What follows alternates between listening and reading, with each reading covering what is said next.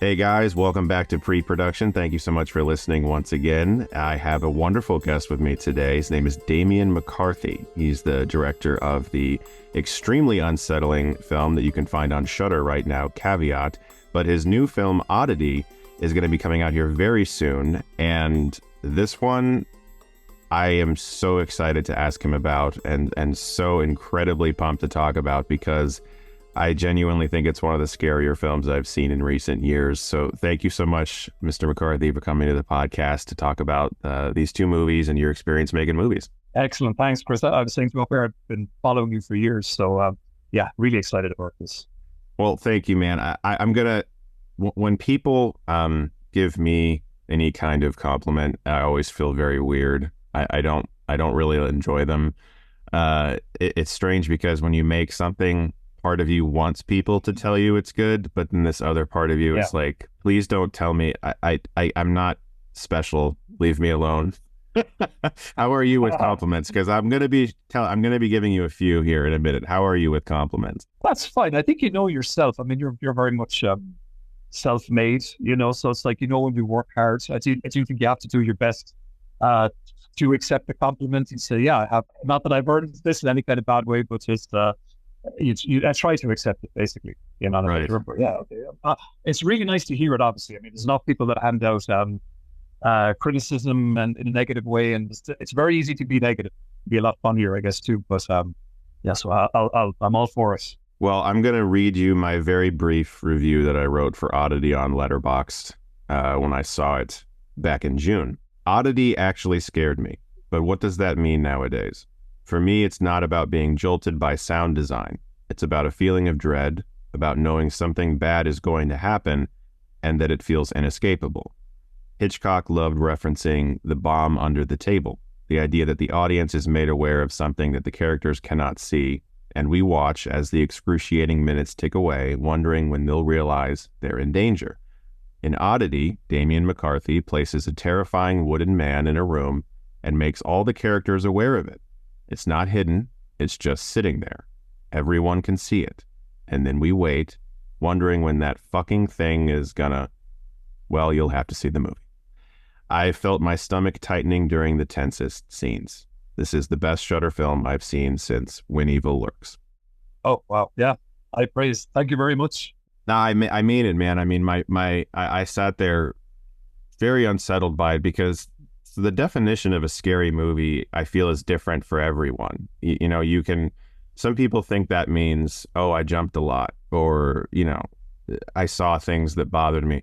For me, it really is about that sort of feeling of dread. Like Lake Mungo is a movie that did that for me, where you really do feel like you're watching something that just is creating a feeling inside of you. And it has nothing to do with the way the sound design might shake you or something along those lines. And I just, again, it's a brilliant film. So where did you get started with movies? How did you discover them as a kid? Was there a film you saw that made you leap up and go, oh, like I could do this, or this could be something that could be a career for me one day? How did that all begin for you? My parents had I'm from Ireland, in the southwest. Bantry is the name of the town. And my parents had a video store there growing up. So it was very much from, being a 10-year-old going in and just constantly in the horror section, always taking films home and just rewatching them. This was in the late 80s, early 90s. And then that just began a bit. That just began a love of horror films and just films in general. And so all the classics like Alien and Predator, all these, 80s movies. And then it just turned into just loving the genre so much from always being around the video store that I wanted to start writing and making my own movies. From that, I was always writing, but this would have been over 20 years ago now. So it was very much, the digital revolution hadn't happened yet.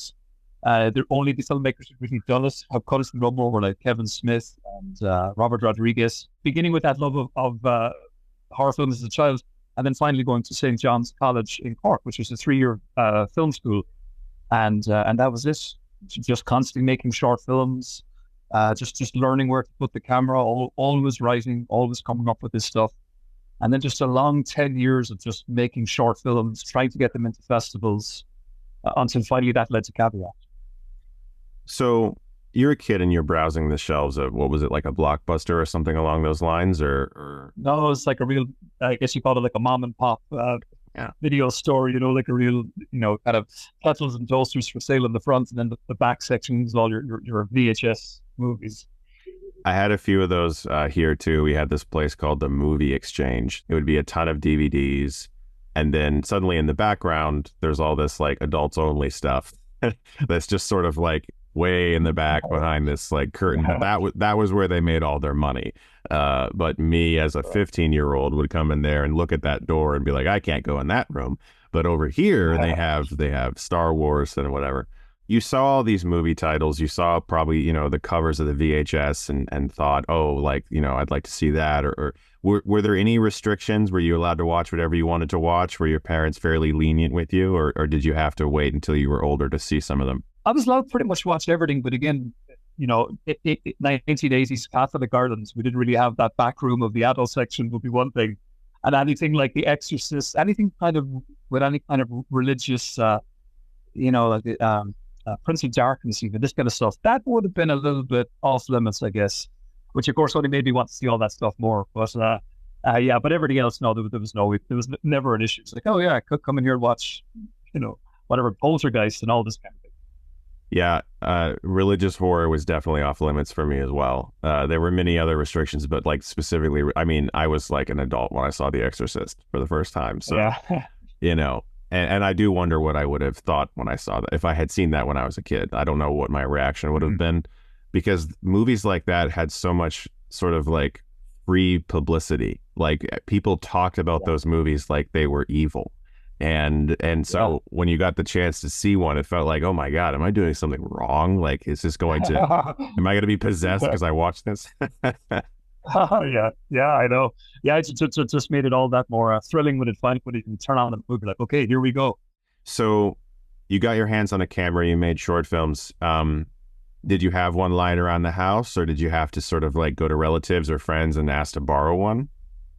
No, the first time I ever made anything would have been in, sometimes I went back as a mature student at 22 or 23, and just being in college, we were shooting on 16 mil and 8 mil, and just obviously the first early digital cameras, and just making a lot of pretty bad short films there.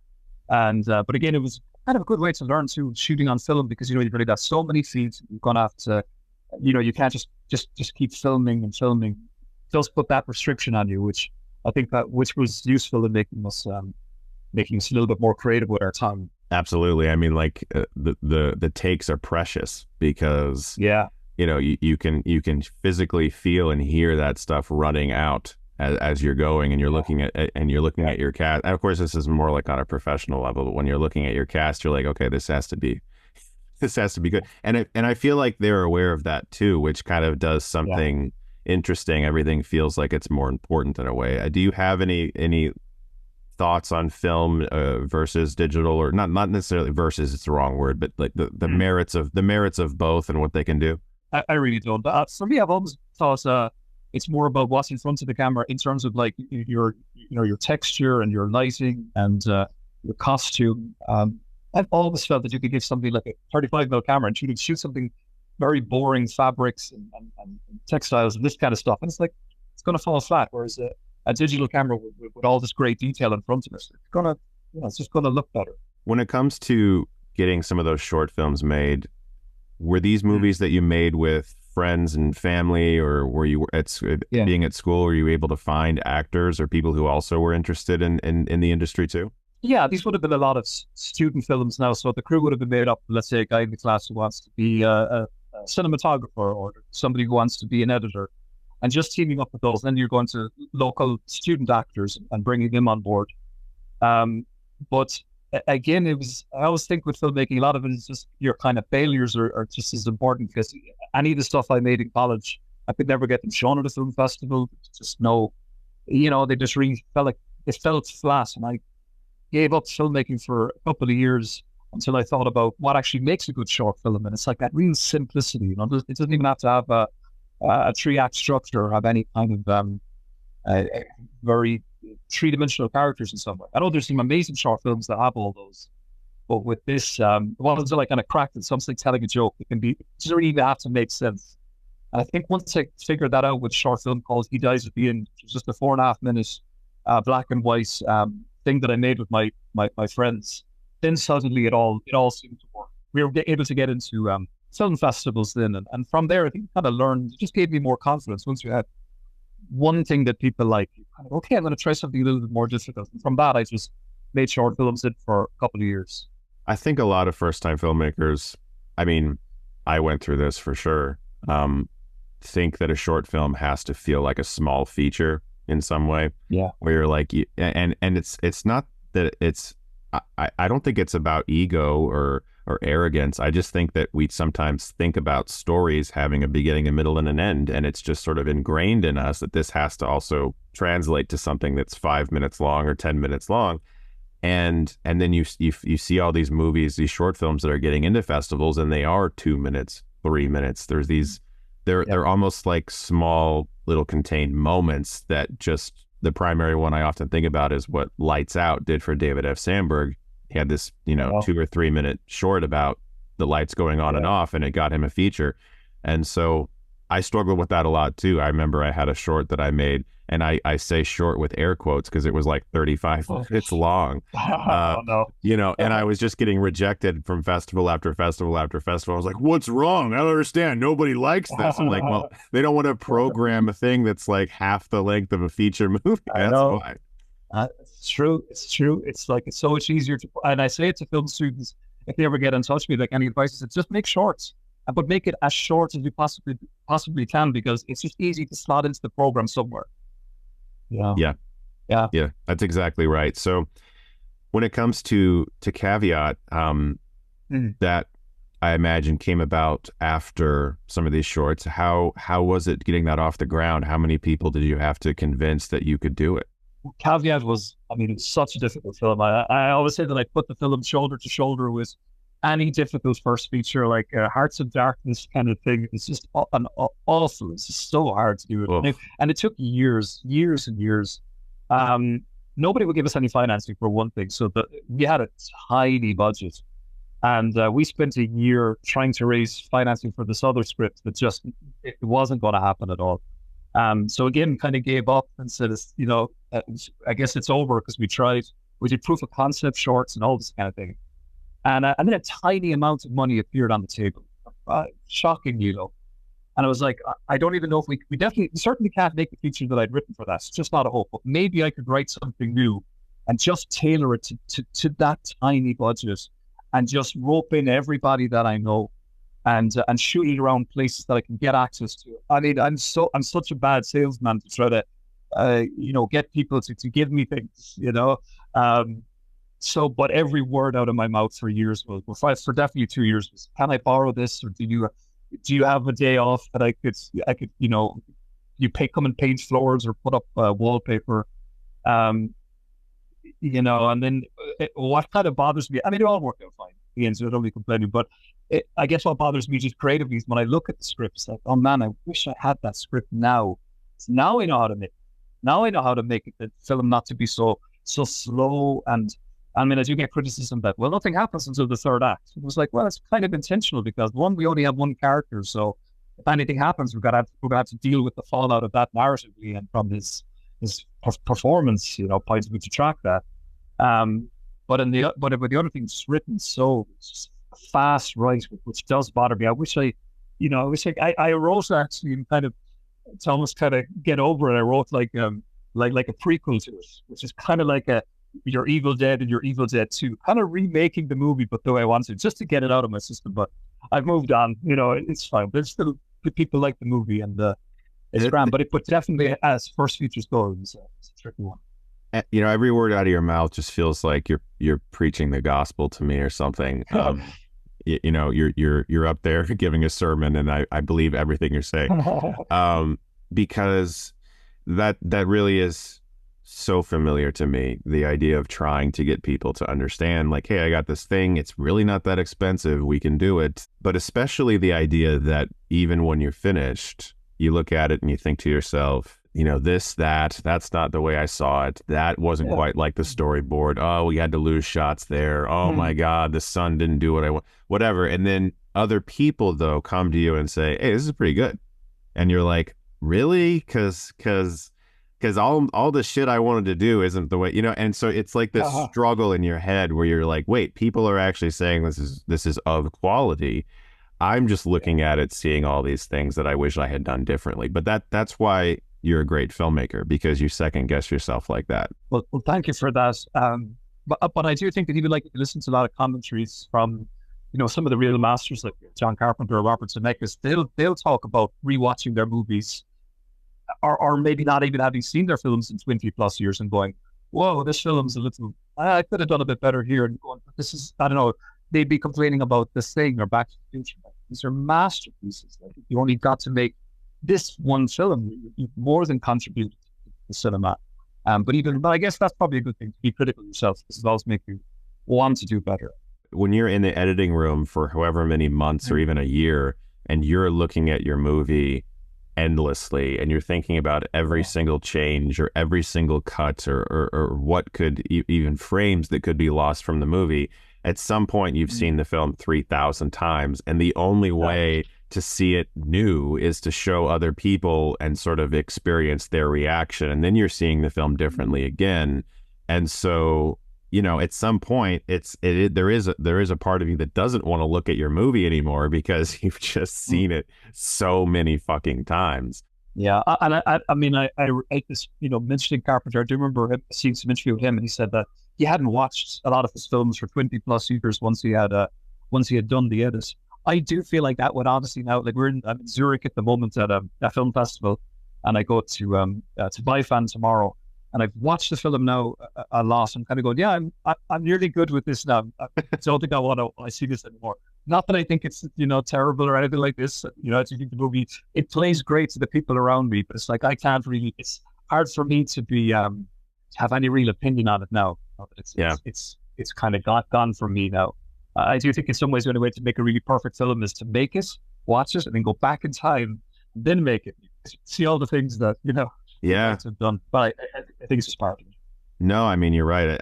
There was a great interview with Fincher where he said that when he finishes making a movie, he finally knows how to make the movie. That's brilliant. Yeah. Well, yeah, that makes sense. Yeah.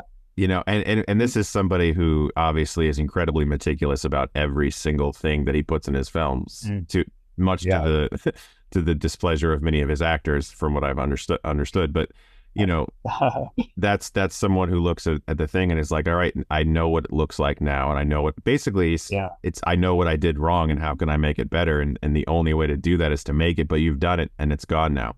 And that's why I'm always sort of like, a very curious phenomena that I've noticed is some directors who do actually remake their films. There's some some directors who've made a film in their native language, and then they remake it for America or whatever. Yeah. Funny Games is an example. And I'm always like, how do you navigate that? And also the thing that's so curious about it is it's rarely better. It's almost always not as good. And it's very strange to think, well, maybe you captured lightning in a bottle and you should just back off and be happy about it. I think so. Yeah. I think there's a bit of wisdom in that for sure. Yeah. Yeah.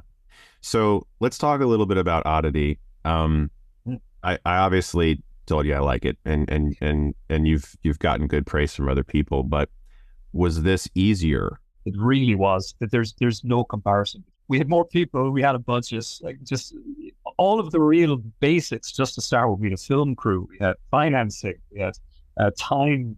I didn't have to do every single. I wasn't the editor, sound designer. Wasn't all of these things. So straight away, that's good. It's just so much. It's easier as well to collaborate with people. Just find good people and just see what ideas they have. It happened fairly fast. I wrote the script during lockdown. I wrote that in another script, and then pretty much talked to Shutter about it. They were happy with the script. They obviously liked Caveat because they distributed it, and from that, yeah, it did happen pretty quick. And it's such a boring answer in some ways, because it was a very smooth production, which I'm very grateful for.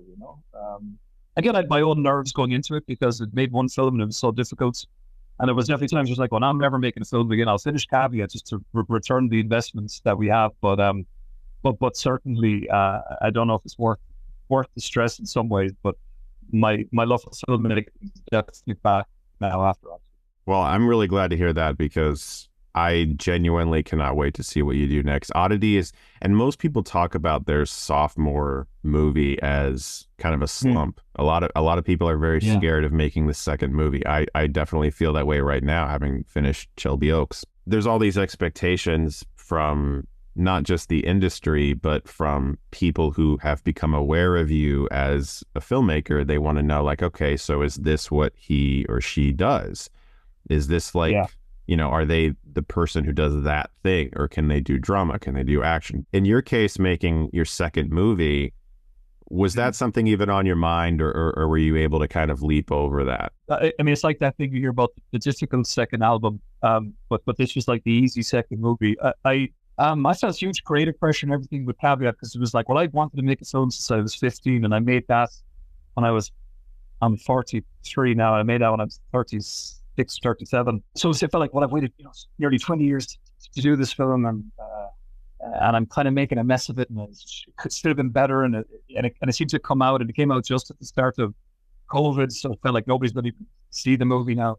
But going into Odyssey, no, it's yeah, I felt a lot less pressure, which is a really good place to come from. I think creatively, obviously making films is stressful because the clock is always ticking, and there's always the whole thing is just problem solving. But no, again, it went quite smoothly. I'm curious about something that your film does really masterfully, and it's present situations and characters as what they are, and then we were with them for a long time before we start to figure out more truths about them. I'm going to avoid spoilers here, of course. But for instance, like the opening scene, you're with a woman and you sort of feel like you know what's happening, kind of, and that is giving you tension. But it's as the film progresses, you begin to sort of uncover more things that were going on. That's one of my favorite storytelling devices, period. Because for one, like, it's inexpensive visually, and it creates the same amount. It creates such intrigue immediately, and you're not throwing a bunch of money at the screen. You have characters, a small amount of characters in essentially one or two places, and the way you've chosen though to structure these events is creating this heightened level of tension. So I guess the question really is, do you like to start at a sort of God's viewpoint, God's eye view of the story, kind of know where everything is happening, and then ask yourself, all right, how do I break this up into a more intriguing line? Or are you thinking more from scene to scene when you're writing? It's definitely that I'm very much a plot person. I think always think characters come later. It'll be like, I'd like this guy to talk his way into the house, and he says he's seeing somebody going in. This is a starting off point. And then try to work out, well, what's his full story from A to B, and then try to find a way, is there a more interesting way, maybe it breaks up the timeline, or some twist at some point, or some revelation about his character or his background that we only found out later. But it's very much the plot first. It's very much A to B, the full story, and then that's the story. If I was to tell it, just hear the facts. But then I kind of look at it almost like on a beat sheet, just on one page with every plot point broken out. And then just start moving things around and see, like, is there a more interesting way to actually tell this? Like, we could tell it from A to B, there's no twist. But if you're holding back information or revealing stuff, that seems to be the way of kind of approach anything I've written.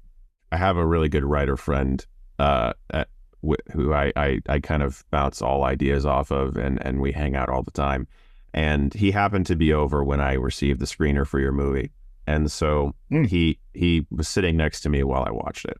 And I have never, and I mean this, I have never in my life heard sounds out of him like well, what he had a blanket that he had curled up. He had curled up it around his chin, like he literally looked like a child that had seen a monster and was peeking over the blankets. So, like, your film has done a thing, I think, that, and I'm very excited for more people to see it, because it has done a thing that is very difficult to achieve, And it really does feel like you're taking a rope and just tightening it, and you can hear like those creaking, rope fabric sounds, and it just feels that way in your stomach. And I do want to say, like what I said in my Letterboxd review, like I really do think that is incredibly difficult to do, where horror is so much about the unseen. It's so much about like what we can't see, but the fact that you've placed this wooden man in this space in front of everyone, and we're still looking at it like, fuck that thing, man. What the hell? Like, that's very, very difficult to achieve. So once again, great job. Oh, well, thank you. Yeah, well, but it's hearing that is great. I mean, one of the thrills of going along to festivals like we're at now is just being able to maybe not really watch the movie, but just watch the audience. You're kind of spying on them, see, okay, are they reacting? Are they, covering their eyes at the right moment? So yeah, it's so rewarding. I wonder, some of the things must be like being a stand-up comedian going on stage and making the audience laugh. You're getting that immediate reaction from them. As a horror filmmaker, you're getting that reaction. Yeah, definitely. And it's edited so extremely well. There's a scare involving a camera. Person is watching a thing. And again, I'll be very vague, but person is watching a thing, plays out on the camera. And then suddenly we're in the room with that person. And like the way that little moment was edited, it gave me chills from my cheeks down to my spine. Really, genuinely, so well done. I just cannot wait for more people to see this movie. So it comes out July 19th, correct? July 19th, that's right, yeah. Yes. And so it will be on Shudder, but will it also be in some theaters too? I think this is the plan. On July 19th, we'll do theatrical release, and I guess some stage after that, Shudder, where where its home will be then. Okay, so July 19th, theaters first, then Shudder. Yeah. Good. That's good. Plan. Yeah. I think our films are actually playing together as well at Fantasia. Fest. Oh, great. Yeah. Okay, cool. Awesome. Montreal. So yeah. Yeah, so just saw the program. I could probably I'll try to see if I can run into you there. Yeah, I mean I'm very, very excited about it. It's things have been actively happening, and it's exciting. So I will once again say, people, check out Oddity. Whether you're coming to Fantasia, and you can see it at Fantasia. You can see my movie and Oddity. It'll be fun. But check it out on July 19th. This movie is amazing, and everybody needs to see it. Thank you, Damian, for taking the time to talk to me, by the way. I know you're in Ireland, and the time zones are all strange, so thank you very much. You're very welcome. Pleasure talking to you, and absolute best of luck with Shelby Oaks as well.